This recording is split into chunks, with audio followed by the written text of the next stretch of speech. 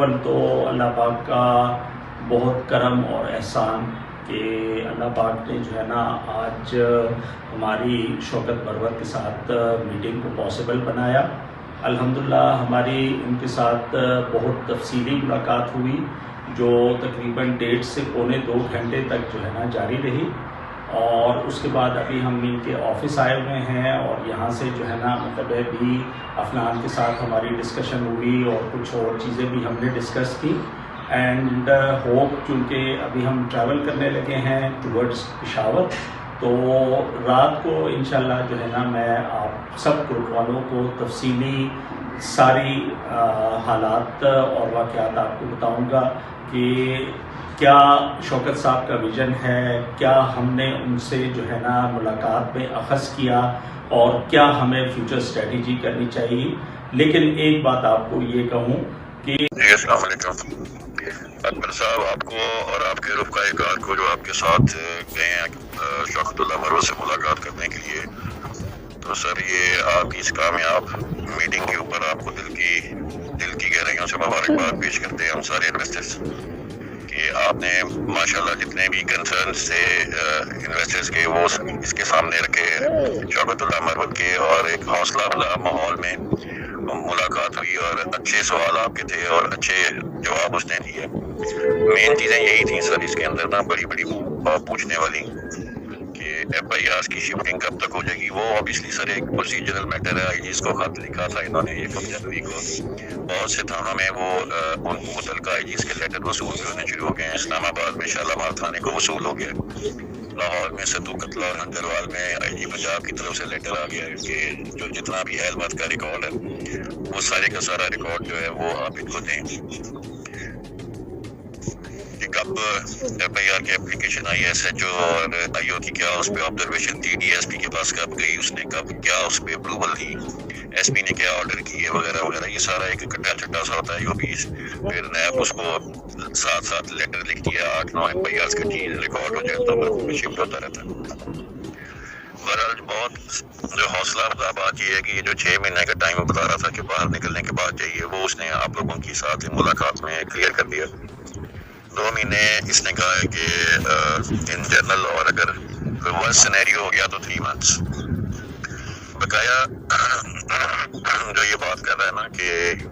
میں باہر آتا ہوں تو میں ذرا اپنی کمپنی ایس سی سی پی والوں کے ساتھ مل کے اپنی کمپنی کے تھوڑا سا چینجنگ کروں گا. وہ بیسیکلی لاسٹ میٹنگ میں بھی اس سے میری بات ہوئی تھی تو میں نے سے کہا تھا کہ آپ نے جب کمپنی بنائی تھی تو آپ کو اسی وقت یہ خیال کرنا چاہیے تھا کہ یہ آپ نے صرف پرائیویٹ لمیٹڈ کمپنی بنانے کے بجائے، لمیٹڈ کمپنی بنانے کے بعد کام شروع کرنے کے بجائے ایک لائسنس بھی لے لینا تھا REIT کا، ریئل اسٹیٹ انویسٹمنٹ ٹرسٹ کا،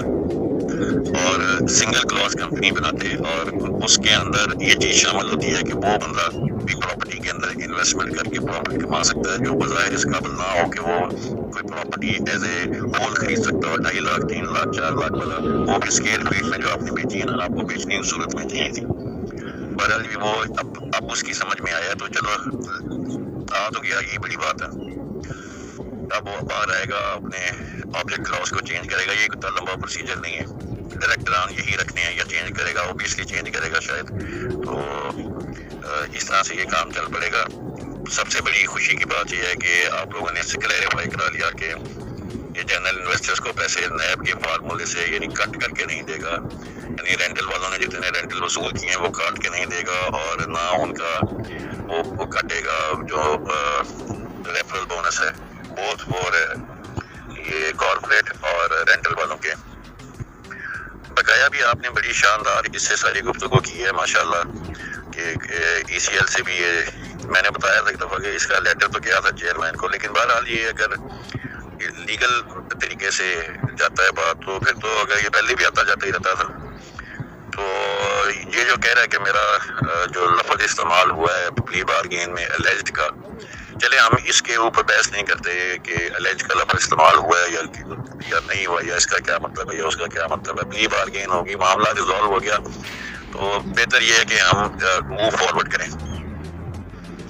ایک چیز جو یہ بار بار کہہ رہا ہے وہ یہ کہہ رہا ہے کہ میں نے اپنے کرپٹ امپلائیز کو نہیں چھوڑنا. اب اس میں ایک چیز بڑے واضح ہے، یہ پیغام اس کا ویسے ادروائز بھی میرے تک کبھی کسی اور سورس سے بھی آیا تھا کہ یہ بات جو سی ہے نا اس طرح سے ہے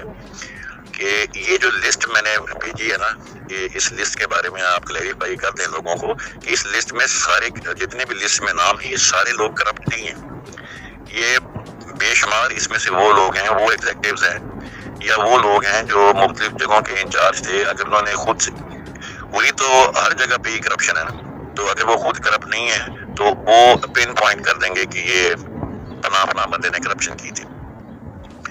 پھر ایک سجیشن اس کو دی تھی کہ آپ نا ان کے اکاؤنٹس فریز کر دیں. اس نے کہا تھا کہ میں ان کے اکاؤنٹس بھی فریز کروں گا اور شاید میں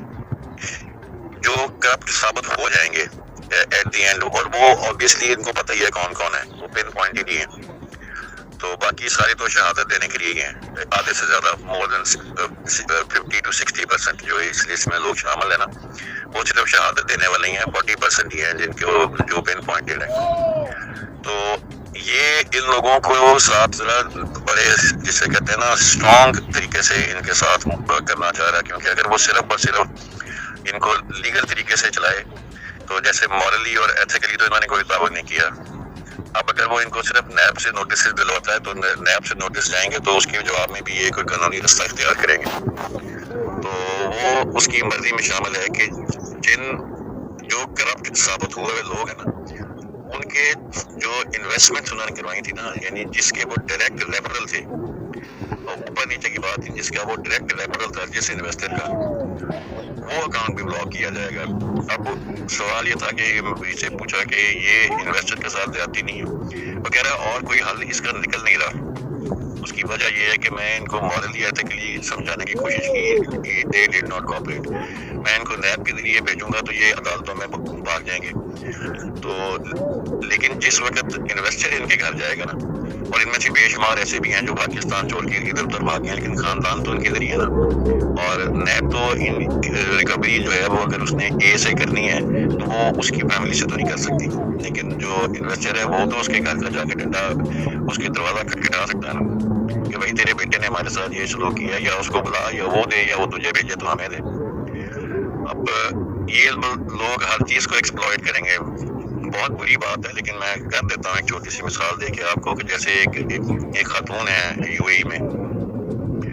تو ان کے انویسٹرز نے ان کے گھر پہ سیٹلائٹ ڈاؤن جو سیال کوٹ، اس پہ بھی ایک ہمارے انویسٹر بھائی ہے اس کے پاس ہی ہے، اس کے 2-3 پلاٹ تھے وہاں، وہ بھی اب انویسٹرز کے پاس ہی ہے. اب ایک اس کا میاں بچہ ہے ڈاکٹر صاحب، اور ایک ان کا ہاسپٹل ہے، وہ بھی قریب ادھر ہی آئے گا. اب یہ بیسیکلی جو پریشر پڑے گا نا، اس پریشر کی وجہ سے وہ پاکستان آئے گا، کیونکہ کوئی بندہ جس کے اوپر ٹریول بین لگا ہو نا دبئی سے پاکستان آنے میں، وہ اتنی بڑی کوئی بلانی چیز نہیں ہوتی. وہ اگر ڈاکومنٹس اپنے بھیج دے تو یہاں سے نیب اس کو فیسیلیٹیٹ کر سکتی ہے واپسی کے لیے رستہ، لیکن وہ آنا ہی نہیں چاہتے، کوآپریٹ ہی نہیں کرنا چاہتے. ایک پریشر ٹیکٹکس ہیں، اس میں ہمارے کچھ انویسٹرز پریشان ہوں گے، لیکن بہرحال اس کا رزلٹ پازیٹیو ہی نکلے گا، اور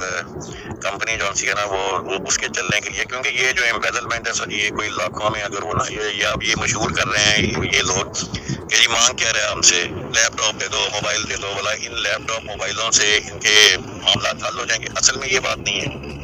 اصل میں ان لوگوں نے آخری کمپنی کے جب نومبر آن ورڈ جب انہوں نے انویسٹمنٹ اٹھانی شروع کی تھی نا، تو 1 کروڑ روپے کی ایک جو آئی ہے انویسٹمنٹ، اس سے 4 ایم او یو بنائے تھے، اور 1 کروڑ روپیہ وصول ہوا کمپنی کو، اور اس کے بدلے میں بن گئے ہیں ایم او یو 4 لوگوں کے، اور ان 4 لوگوں سے بھی پیسے جو وصول کیے وہاں وہ جیب میں ڈال دیے. تو یہ بڑے بڑے فنکار تھے آخری مہینوں میں، نومبر دسمبر جنوری فروری تک انہوں نے بڑی بڑی کاروائیاں ڈالی ہیں. ان میں لیڈیز بھی ہیں، ان میں جینٹس بھی ہیں، اور یہ سارے 10 لیفٹ رائٹ ہو گئے ہیں، یعنی پردہ اسکرین سے کوئی دبئی بیٹھا ہے، کوئی ملیشیا چلا گیا ہے، کوئی کینیڈا چلا گیا ہے، کوئی کسی اور ملک چلا گیا کہ جی اب ہم کو پکڑو گے کیسے. تو اسی کا حل اس نے شاید یہ کیا ہے کہ تم تو ادھر ادھر بھاگ گئے ہو، ہم تمہاری فیملی کو لیگلی ہم نہیں کچھ کہہ سکتے، لیکن انویسٹر تو جا کے تمہارا دروازہ کھٹکھٹائے گا تو پھر تم باہر نکلو گے. بہرحال سر اللہ بہتر کرے گا. تو بہت ساری چیزیں اور بھی ہیں، کچھ ابھی یہ 15-20 فروری تک جیل میں ہیں، تو ملاقاتوں کا سلسلہ انشاءاللہ اس سے جاری رہنا چاہیے، اور اس کے رزلٹ بھی فروٹفل نکلنے چاہیے. تو تو انشاءاللہ جتنا آپ کر رہے ہیں نا, دس از 90% ڈن. 10% رہ گیا ہے تو 10% بھی اللہ خیر کرے گا, وہ بھی ہو جائے گا, کوئی ایشو نہیں ہے. بقایا اس کو فیسیلیٹیٹ کریں گے کہ یہ جو آپ کی لمیٹڈ کمپنی ہے, اس کو آپ جو آپ نے وہ آپ کی کمپنی ہے وہ ISM اسٹیٹ اینڈ بلڈرز کا, اس کا لائسنس REIT پہ لے لو. اس کے علاوہ جو بزنس کرنے ہیں تو بہت ساری کمپنیز بھی سنگل کلوز کر دو, اور مثلاً ہوٹلنگ کے لیے الگ کر دو, اور اگر کوئی اسٹور چلانے ہیں تو ان کے لیے الگ کر دو. تو زیادہ پہلے کی طرح 8-10 کمپنیز نہ بناؤ, 2-3 بناؤ, اور 2-3 کو سنگل کلوز بناؤ, اور اس کے مطابق کام کرو, تو اللہ بہتر کرے گا سر. ماشاء اللہ میرے دل کی سر دعائیں آپ لوگوں کے ساتھ, اور بڑی خوشی ہوئی ہے, آپ لوگوں نے بہت اچھا کام کیا سر, ماشاء اللہ. ویل ڈن, جزاک اللہ اکبر صاحب, جزاک اللہ خیر سر, اور آپ کی ٹیم کا اور آپ کا بہت شکریہ سر. ہم